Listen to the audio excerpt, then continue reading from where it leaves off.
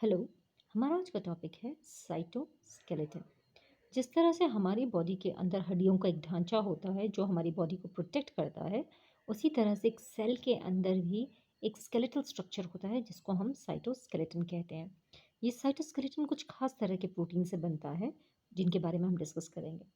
Cytoskeleton दो basic structures form करता है। इनमें से एक है सेंट्रियोल और दूसरा है सीलिया और फ्लैचेला। सबसे पहले हम इनको डिस्कस कर लेते हैं। If we talk about centriole, centriole का स्ट्रक्चर कुछ इस तरह से होता है। Centriole consist of two cylindrical structures. ये देख सकते हैं आप, this is the first cylindrical structure and this is the second cylindrical structure. ये दो सिलिंड्रिकल स्ट्रक्चर्स हैं जो एक दूसरे से परपेंडिकुलर अटैच्ड होते हैं। ये अक्सर न्यूक्लियस के पास है, दिस इज द न्यूक्लियस। तो न्यूक्लियस के आसपास इस तरह से एक स्ट्रक्चर होता है जिसको हम सेंट्रियोल कहते हैं। सेंट्रियोल के आसपास ये जो आप रेज निकलती हुई दिखाई दे रही हैं आपको, ये कुछ खास प्रोटीन की रेज होती हैं जिनको माइक्रोट्यूब्यूल्स कहा जाता है। और उस पूरे स्ट्रक्चर को हम सेंट्रोजोम कहते हैं। सेंट्रोजोम में इतनी प्रोटीन प्रोडक्शन होती है कि इसके आसपास कोई ऑर्गेनल अक्सर नहीं भटकते हैं। सो सेंट्रियोल आपके दो सिलिंड्रिकल स्ट्रक्चर्स हैं जो एक दूसरे से परपेंडिकुलर अटैच्ड हैं। ये सेल डिवीजन में स्पिंडल फॉर्मेशन करने में मदद करते हैं। इसके आसपास का एरिया हाईली डेंजरस होता है। इसके आसपास कोई ऑर्गेनल नहीं भटकता है जिसको हम सेंट्रोजोम कहते हैं। तो सेंट्रियोल से बहुत सारे माइक्रोट्यूब्यूल रेडिएट होते हैं, रेज के फॉर्म में बाहर निकलते हैं। अगर आप इसका स्ट्रक्चर देखें, एक सेंट्रियोल के सिलेंडर का स्ट्रक्चर, तो एक सेंट्रियोल का जो स्ट्रक्चर है आप यहाँ देख सकते हैं। एक सेंट्रियोल के सेंटर में एक सेंट्रल हब होता है, there is a central hub in the center, जिसमें कुछ भी नहीं होता है। और इस सेंट्रल हब के चारों तरफ एक सर्कल जैसा अगर हम ड्रॉ कर दें, इस सर्कल जैसे में तीन माइक्रोट्यूब्यूल ट्रिपलेट अरेंज्ड होते हैं। माइक्रोट्यूब्यूल ट्रिपलेट्स कहते हैं हम इन्हें, microtubule triplets. These microtubule triplets are arranged around the central hub. तो आप ये देख सकते हैं, ये एक दो तीन, ये फर्स्ट है, ये सेकंड के तीन माइक्रोट्यूब्यूल ट्रिपलेट, थर्ड के इस तरह से, फोर्थ के like this, fifth like this, sixth like this. इसका डायग्राम भी बहुत इंपॉर्टेंट है तो आपको ये ड्रॉ करना पड़ेगा। There are total 9 microtubule triplets. ये 9 माइक्रोट्यूब्यूल ट्रिपलेट्स हैं। इन ट्रिपलेट्स के नाम है ए, बी एंड सी। ए और C they are joint by, A and C दोनों एक दूसरे से जॉइंट होते हैं बाय ए सी लिंकर। इसको ए सी लिंकर कहा जाता है। ए और सी ये इस तरह से जॉइन होते हैं, ए और सी एक दूसरे से जॉइंट है बाय ए सी लिंकर।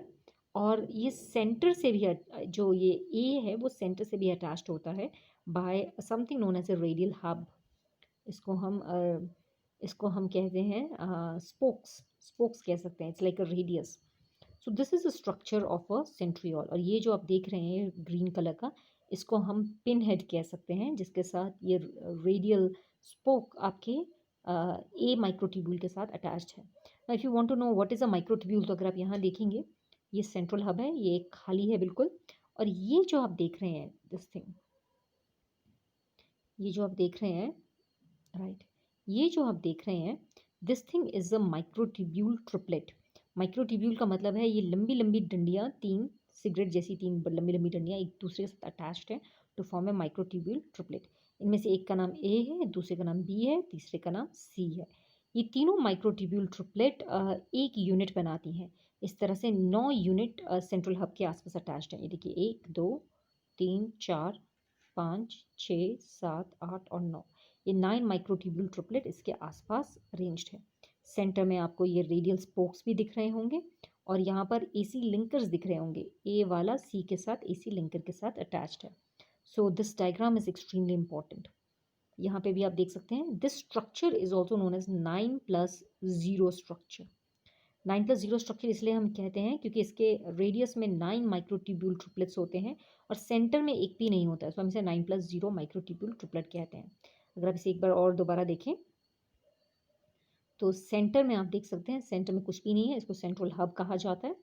सेंट्रल हब, इस सेंट्रल हब के चारों तरफ माइक्रोट्यूब्यूल ट्रिपलेट्स हैं, 9 माइक्रोट्यूब्यूल ट्रिपलेट्स हैं जो एक एंगल में अरेंज्ड हैं अराउंड द सेंटर। इनको हम 9 माइक्रोट्यूब्यूल ट्रिपलेट कहते हैं। So this will be 9+0 structure of A centriole.